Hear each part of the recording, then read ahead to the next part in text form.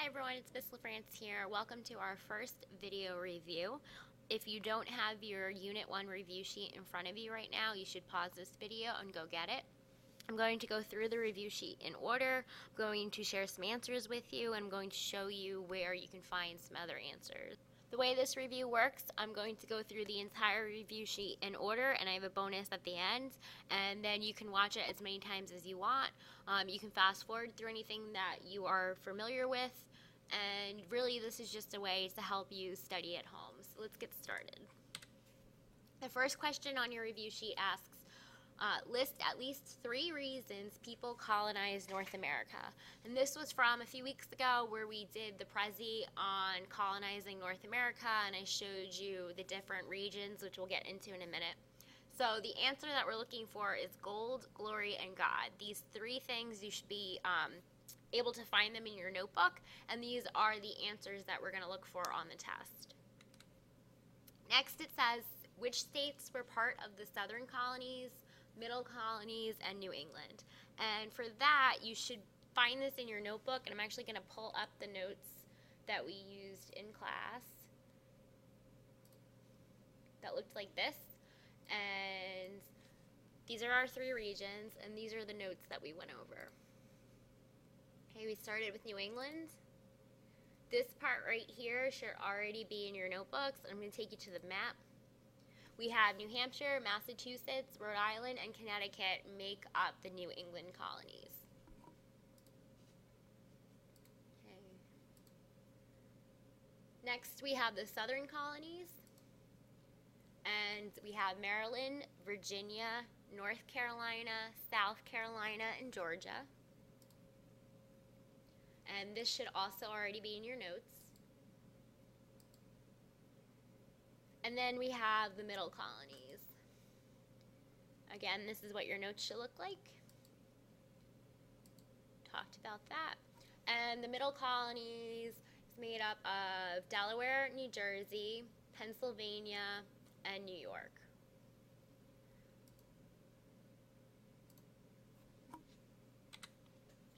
What is the name for farms slaves were likely to work on? Which colonies were those farms located in? So we're talking about plantations here, and that was in the notes that I just showed you. And you would find plantations in the southern colonies because they had the year-round growing climate. You could plant and grow things throughout the year. Unlike here in New Jersey, for example, we are getting ready to head into winter. It would be too cold for us to grow any crops here. Which colony that was founded on principles of social equality and religious tolerance? So we're talking about the middle colonies, and if you looked at the notes that I just showed you in your notebook, you would see that we wrote about the middle colonies, and we said that they were founded on and run on the idea of tolerance. List 3 reasons America wanted to become independent from Great Britain. We spent a lot of time on this. I would take a look at your chart from the Brain Pop video talking about the acts or taxes that were imposed on the colonists and how they reacted to it, and then the notes that you have immediately following that. So 2 of the acts that you have on that worksheet would be the Sugar Act and the Stamp Act. So the Sugar Act were taxes on sugar, molasses, and other imports, and the Stamp Act were taxes on almost all printed material. Another main reason why America wanted to be independent from Great Britain was no representation in the British Parliament. And we'll talk about this in a few minutes on the review, but we focused a lot on no taxation without representation. Where did they want to be represented? The British Parliament. What is British Parliament? That is the British form of government. Remember when we did the tax activity in class where the Parliament would pass the taxes and then the tax collectors would come and take your mints? Parliament making the taxes, they were our form of government for that day. Define propaganda. Give 1 example from our unit. What is a militia? How is it different from the regular army? And what did they call it when Americans refused to buy British goods in protest of taxes? All of these are from our vocabulary, so you should have that vocab sheet in your notebook that has all the terms and the definitions. If you don't have that or you want to review your vocabulary, you can go to this website here, Quizlet.com. And when you go there, this is what it will look like. So in the search box here, I'm going to type in L de France. I'm going to hit search. And it will take a minute. And then this is what it will take you to. So this came from Unit 1, Colonization Revolution. So you're going to click that. And these are all of our vocabulary words from this unit. So right on the main screen, you have flashcards that you can use. On this one, I have the word and the definition, or you can unclick this box and you'll just have the definition. You'll have to read it and then flip the card to get the answer. You can also just get all the terms down here. Propaganda. And then it will also read you the definition. Information, ideas, or rumors deliberately spread widely to help or harm a person, group, movement, institution, nation, etc. Or you have the option of playing some games. So this one will set up a test for you. Here we go. This is a game, Scatter. And it's going to put all the words on the screen and the definitions. So you can move these around and you have to match the term with its definition. And if you get it correct, it will disappear. So the object is to quickly make your screen blank. So that's one way to review it. So all those are on your vocabulary sheets. All right, the next question. What happened in the Boston Massacre and the Boston Tea Party? So I have here the definition of the Boston Tea Party, and that was a demonstration in 1773 by citizens of Boston who disguised themselves as Indians and raided 3 British ships in Boston Harbor. They dumped hundreds of chests of tea into the harbor. So I gave you the Boston Tea Party. I need you to look in your notes right now and locate the information on the Boston Massacre, and that would be the first part of the question. In what year did the United States declare its independence from England? And the answer to that is 1776.